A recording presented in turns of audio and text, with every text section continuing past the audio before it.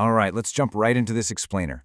Because, we often think of art history as just a collection of pretty paintings hanging quietly in museums somewhere. But actually, it is a continuous, dynamic, and honestly, sometimes violent chain of rebellions. We tend to think of art as this steady, logical march of progress, but it really behaves a lot more like a giant pendulum. It swings wildly from one extreme to the absolute opposite, basically every time a new generation looks at the work of their teachers and says, no, that's not right at all.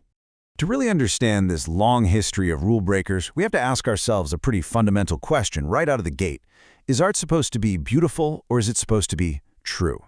And what exactly happens when a whole generation of artists radically rejects the rules of the previous era? I mean, when they literally get tired of perfection, where do they even go? That friction, right there, is the engine that drives art forward. So the core conflict we're going to explore today is the friction between two massive ideas. On one side, you have the ideal. This is the pursuit of mathematical perfection, order, classical symmetry, making things flawless. But on the other side, you have the real. This is the demand for truthful representation. It embraces the mundane, the everyday, and relies on unflinching, sometimes really uncomfortable observation. The artistic pendulum swings fiercely between these two poles, completely driven by changing politics, new technologies, and just this deep human need to redefine reality. We are going to track this pendulum across three massive shifts today, starting in the 1520s when Mannerism introduces distortion, then moving to the late 1700s when Romanticism embraces emotion, and finally crashing into the 1840s when realism demands the ugly truth. Section 1. Mannerism. Distorting the ideal. Okay, so we're stepping into the shadow of the High Renaissance. This was an era defined by masters like Leonardo da Vinci and Raphael, who were, quite frankly, absolutely obsessed with mathematically perfect approximations of beauty and flawless proportion. But as it turns out, perfection can get kind of boring. Mannerism, which thrived roughly between 1520 and 1580, was the first great distortion of those rigid Renaissance rules. Instead of cementing those strict stylistic requirements, artists just departed from realism entirely. They opted for the beauty of disarray, abstraction, and incongruity instead.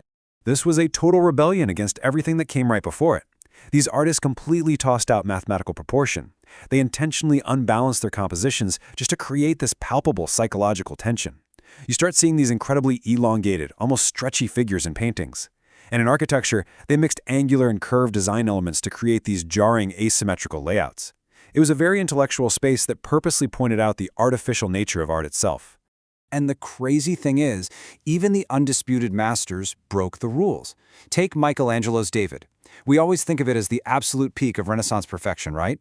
Actually, it kind of turns classicism on its head. Michelangelo chose to portray David with really tense emotion and highly exaggerated proportions.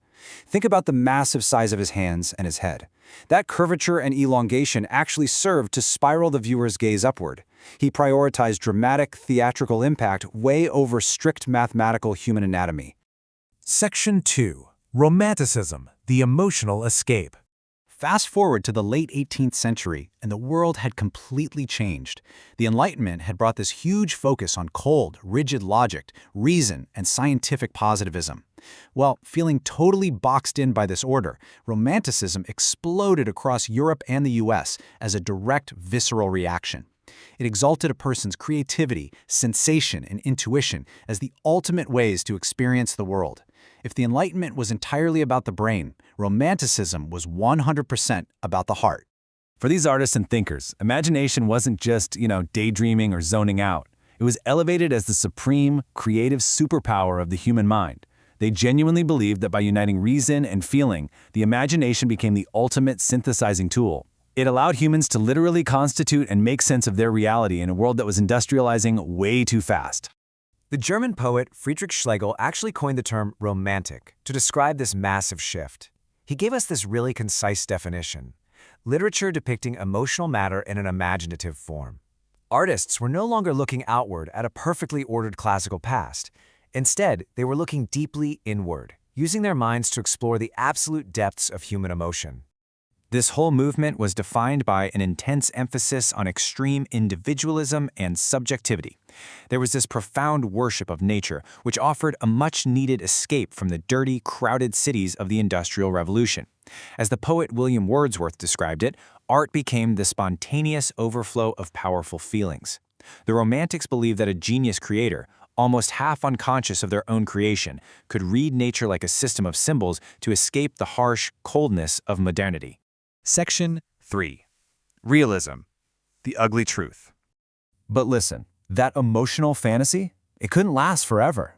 By the 1840s, the world was just too chaotic and gritty for escapism. A new generation was ready to kick the door down, and the French painter Gustave Courbet basically dropped the ultimate mic on the Romantic era with his massive painting, A Burial at Ornans. It depicted a simple, drab, incredibly ordinary rural funeral with unknown people, and it caused an absolute uproar. It led Courbet to famously declare that his painting was the literal burial of Romanticism. So, what exactly was realism?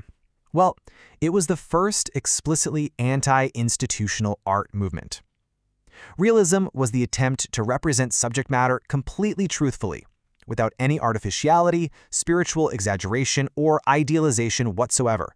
Artists actively rejected that polished, escapist academic art to show life exactly as it was, even, and honestly especially, when it was mundane or socially sordid. These realists, they actually wanted to cause a scandal to make their point. They completely replaced gods, kings, and heroes with peasants, prostitutes, and manual laborers. They used dark, earthy palettes. They absolutely refused to hide the unpleasant or ugly moments of life. And formally speaking, artists like Monet flattened out their perspectives, intentionally ruining that traditional Renaissance illusion of the canvas acting as a perfect little window onto the world. See, before this movement, high art meant history painting. We're talking massive canvases dedicated to classical mythology and kings. Realism violently democratized all of that. Painters like Courbet and Millet took subjects like stonebreakers, gleaners picking up scraps from the dirt, women in dirty work clothes, and they painted them on the exact same monumental scale that was previously reserved only for emperors and gods. It was a huge statement. Section 4. Painting the modern world. Now, this shift to realism wasn't just some stylistic choice made in a vacuum. It was directly driven by massive tectonic shifts in politics and technology. Consider the political climate for a second.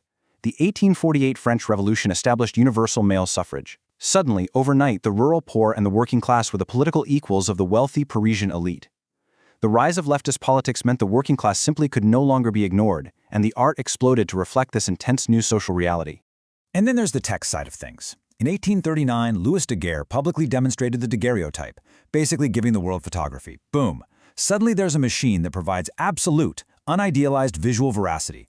Cameras capture the actual physical flaws of rulers and the stark, dirty reality of the streets. Realist painters adapted this raw, snapshot truth value, proving that art didn't need to invent a perfect fake world when the real one was staring them right in the face. This didn't just stay in France. It sent literal shockwaves across the globe. You had Millet's The Gleaners, dignifying the absolute lowest form of peasant labor. Manet's Olympia totally scandalized Paris by confronting the wealthy bourgeoisie with a stark, unapologetic painting of a courtesan. Over in Russia, Ilya Repin's Barge Haulers showed the backbreaking destitution of the working poor. And in the United States, Thomas Eakins' The Gross Clinic brought literal blood and surgical viscera straight to the canvas. They forced the public to finally look at the inequality and the visceral reality that modern life was actually built upon. Which brings us right back to Courbet. His passionate words here perfectly encapsulate the entire era. He proudly accepted the title of a socialist and a revolutionary, equating being a realist with being a sincere lover of the honest truth. It's a great reminder that choosing to portray the unvarnished truth, refusing to paint the ideal, is inherently an act of profound defiance against the establishment. So we've seen how mannerism distorted perfection defined a new aesthetic, how romanticism escaped into the vastness of human emotion, and how realism violently demanded the ugly truth. Art isn't just what we see, it's how we choose to frame our reality. And the pendulum of culture, it literally never stops swinging. So it leaves us to wonder, looking at the world today, what lens are you using? Are you still searching for the ideal, or are you brave enough to face the real?